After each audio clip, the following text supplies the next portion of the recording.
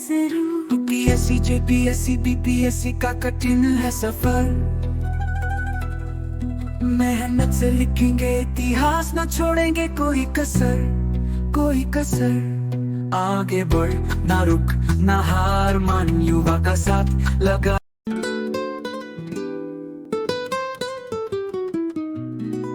सपने हैं लहरे, मंजिलें हैं दूर, युवा तुम कुड़िया, हाथ तेरा मिले जरूर। यूपीएससी जेपीएससी बीपीएससी का कठिन है सफर, मेहनत से लिखेंगे इतिहास, न छोड़ेंगे कोई कसर, कोई कसर। आगे बढ़ ना रुक ना हार मान, युवा का साथ लगा। स्वागत है। आज हम एक बहुत ही अहम विषय पर बात कर रहे हैं जी। सिविल सेवा परीक्षाओं में उत्तर कैसे लिखें, मतलब वो कला क्या है। हमारे पास एक दस्तावेज है और ये जेपीएससी जैसी परीक्षाओं के लिए है। बताता है कि अच्छे नंबर लाने वाले जवाब कैसे लिखे जाते हैं। और बात सिर्फ ये नहीं कि आपको जानकारी है, उसे पेश कैसे करना है ये जरूरी है। बिल्कुल सही कहा। ये दस्तावेज भी यही कहता है कि ये सिर्फ ज्ञान का इम्तिहान नहीं है ना, ये प्रस्तुतिकरण का भी है। हाँ, मतलब एक अच्छा लिखा हुआ उत्तर ही परीक्षक को इम्प्रेस कर सकता है। सही। तो हमारा मकसद आज यही है कि इस दस्तावेज के जरिए समझें कि एक बेहतरीन उत्तर की रूपरेखा क्या है, किन बातों का ध्यान रखें, और सबसे जरूरी जो अलग अलग तरह के सवाल आते हैं ना, हाँ, वो विवेचना करें, विश्लेषण करें वाले। हाँ वही, उनका जवाब देते समय रणनीति क्या हो। चलिए इस पर गहराई से बात करते हैं। बिल्कुल। देखिए, ये समझना बहुत जरूरी है कि ज्ञान होना वो तो बस पहली सीढ़ी है। असली कला तो ये है कि उस ज्ञान को परीक्षक के सामने एकदम साफ, कम शब्दों में और सटीक तरीके से पेश किया जाए। सही। इसी से नंबर बनते हैं या बिगड़ते हैं। और वो परीक्षा का दबाव होता है ना, हाँ वो तो है। उसमें सवाल की मांग समझना और ठीक वैसा ही जवाब देना, यही सबसे बड़ी चुनौती है। तो ठीक है, शुरुआत करते हैं उन बुनियादी बातों से जिन पर एक अच्छा जवाब टिकता है। दस्तावेज कहता है पहला और सबसे जरूरी कदम है प्रश्न को बहुत ध्यान से पढ़ना। हाँ बिल्कुल। अक्सर अभ्यर्थी जल्दी में प्रश्न का असल मतलब समझने से चूक जाते हैं। शायद मुख्य शब्दों को अंडरलाइन करना मदद कर सकता है। हाँ, प्रश्न को समझना तो मतलब नींव है। इसके फौरन बाद आती है संरचना, स्ट्रक्चर। हाँ। एक अच्छे उत्तर में हमेशा एक साफ परिचय होना चाहिए, एक मेन बॉडी यानी मुख्य भाग, और एक अच्छा सा निष्कर्ष। परिचय ऐसा हो जो सीधे बताए कि आप जवाब में क्या लिखने वाली हैं या लिखने वाले हैं। मुख्य भाग में सारे तर्क, तथ्य, विश्लेषण, वो सब एक लॉजिकल ऑर्डर में होने चाहिए, क्रम में। हाँ, क्रम में। और निष्कर्ष में पूरे जवाब का निचोड़ हो, एक संतुलित विचार के साथ। ये ढांचा परीक्षक को आपका जवाब समझने में बहुत मदद करता है। और शब्द सीमा, वर्ड लिमिट, ये तो बहुत बड़ा सिरदर्द होता है। हाँ, दस्तावेज इस पर बहुत जोर देता है।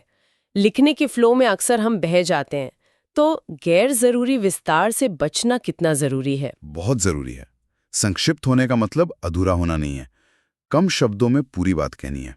और हाँ, भाषा का स्तर भी मायने रखता है। भाषा कैसी होनी चाहिए? सरल हो, स्पष्ट हो, व्याकरण सही हो और औपचारिक हिंदी, स्पेलिंग मिस्टेक्स ना हो। ठीक है। और तथ्यों की सटीकता, मतलब फैक्चुअल एक्यूरेसी, वो भी उतनी ही जरूरी है। जवाब में से वही जानकारी डालें जो प्रामाणिक हो, वेरीफाइड हो। अंदाजे या सुनी सुनाई बातों से बचना चाहिए। और जहां तक प्रस्तुति का सवाल है, प्रेजेंटेशन का, हाँ। अगर हो सके तो फ्लो चार्ट, डायग्राम या मैप्स का इस्तेमाल करें। इससे जवाब न सिर्फ देखने में अच्छा लगता है, बल्कि मुश्किल जानकारी भी आसानी से समझ आ जाती है। सही कहा।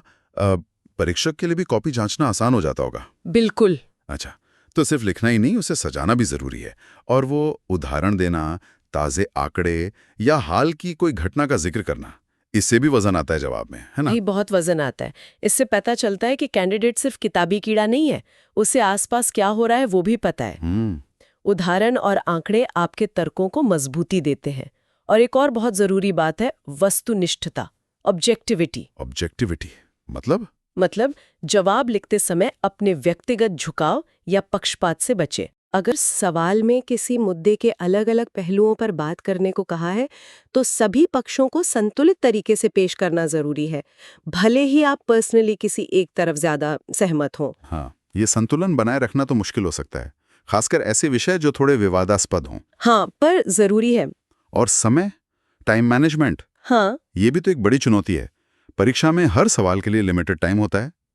ये कैसे पक्का करें कि हर सवाल को उसका सही टाइम मिले और कोई हिस्सा छूटे नहीं? देखिए, टाइम मैनेजमेंट तो अभ्यास से ही आता है। प्रैक्टिस। हाँ, एक तरीका ये हो सकता है कि जवाब लिखने से पहले कुछ सेकंड लगाकर दिमाग में एक छोटा सा ढांचा बना लें ओके कि क्या-क्या मेन पॉइंट्स डालने हैं। ओके, एक मिनी आउटलाइन जैसा। हाँ, बिल्कुल।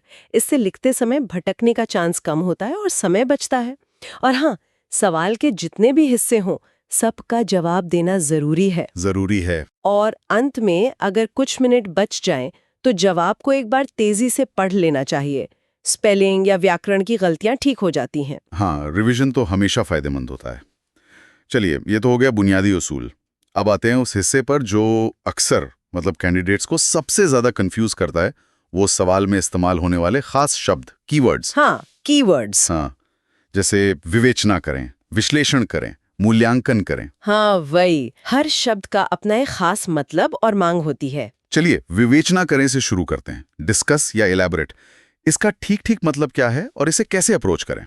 विवेचना करें का सीधा मतलब है किसी टॉपिक पर डिटेल में चर्चा करना। ओके। इसमें सिर्फ एक पहलू नहीं, बल्कि मुद्दे से जुड़े जितने भी मुमकिन पहलू हैं, सबको सामने लाना होता है। पॉजिटिव, नेगेटिव, ऐतिहासिक, सामाजिक, आर्थिक, राजनीतिक वगैरह। सब कुछ, हाँ, ज्यादातर। इसकी रणनीति आमतौर पर यह होती है, परिचय में टॉपिक की परिभाषा या उसकी बैकग्राउंड बताएं। ठीक है, मेन बॉडी में टॉपिक के अलग-अलग आयामों को तथ्यों, उदाहरणों और तर्कों के साथ खोलें। यहाँ आप अलग-अलग नजरिए भी पेश कर सकती हैं। और निष्कर्ष में सारे पहलुओं पर सोच विचार करके एक ओवरऑल असेसमेंट या बैलेंस्ड राय दें। जैसे मान लीजिए सवाल है, भारतीय संस्कृति की विशेषताओं की विवेचना करें। हाँ, तो आपको सिर्फ अच्छी बातें नहीं बतानी, विविधता, सहिष्णुता, कला, साहित्य, ये सब तो है ही, पर शायद बदलती दुनिया में जो चुनौतियां हैं, उन पहलुओं पर भी बात करनी होगी। समझ गया। तो विवेचना में विषय को चारों ओर से मतलब 360 डिग्री देखना है। अब अगर सवाल कहता है विश्लेषण करें, एनालाइज, तो ये विवेचना से कैसे अलग है? इसमें गहराई में उतरना होता है क्या? हाँ, बिल्कुल। विश्लेषण शब्द आते ही समझ जाना चाहिए कि अब चीजों को खोल कर देखना है, उनके पुर्जे अलग-अलग करके देखने हैं। अच्छा। इसमें किसी विषय या समस्या को उसके मूल हिस्सों में तोड़कर उनकी बारीकी से जांच करनी होती है।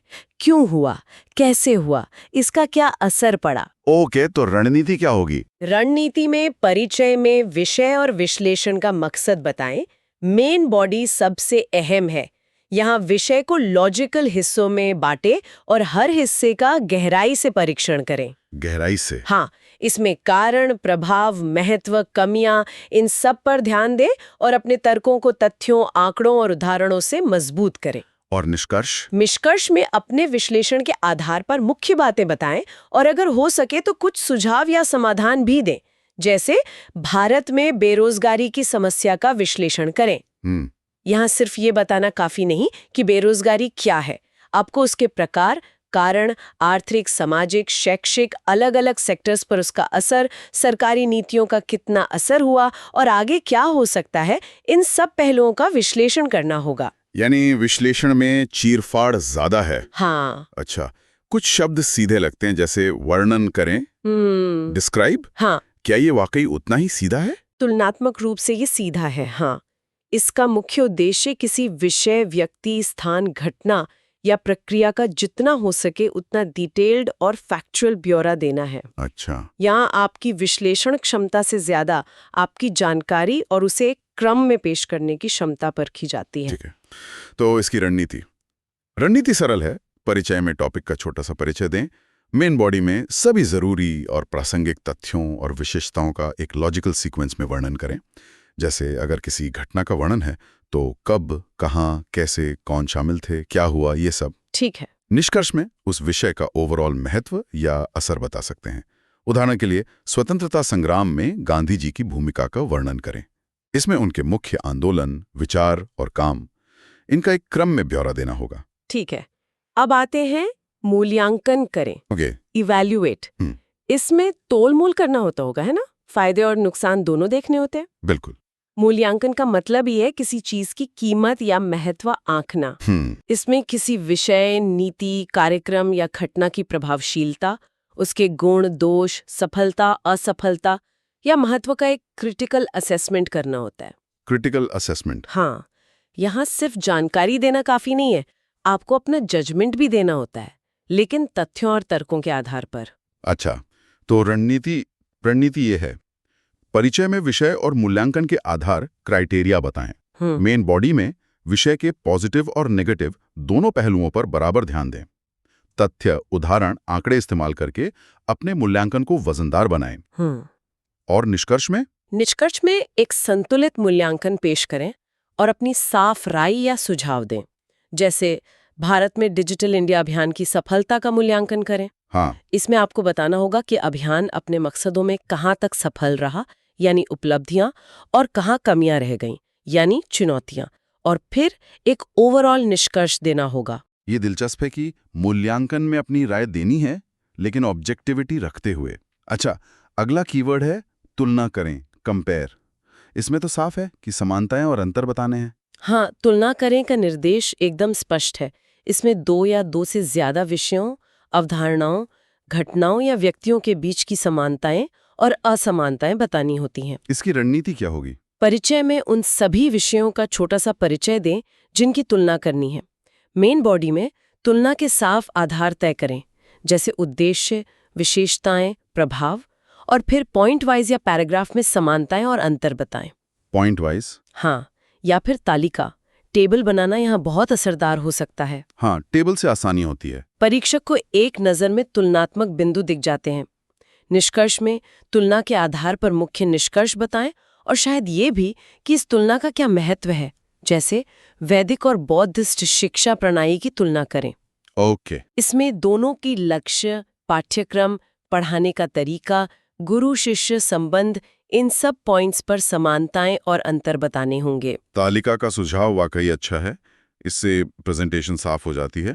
अब एक और कीवर्ड जो मूल्यांकन जैसा लगता है, समीक्षा करें, आलोचनात्मक परीक्षण करें, रिव्यू, क्रिटिकली एग्जामिन। इसमें और मूल्यांकन में क्या बारीक फर्क है? परीक्षक यहाँ क्या देखना चाहता है? ये बहुत अच्छा सवाल है, क्योंकि ये दोनों शब्द अक्सर कंफ्यूज करते हैं। हाँ, करते हैं। है तो ये मूल्यांकन के करीब ही, लेकिन समीक्षा करें या आलोचनात्मक परीक्षण करें में वो आलोचनात्मक यानी क्रिटिकल पहलू पर जोर ज्यादा होता है। अच्छा, कैसे?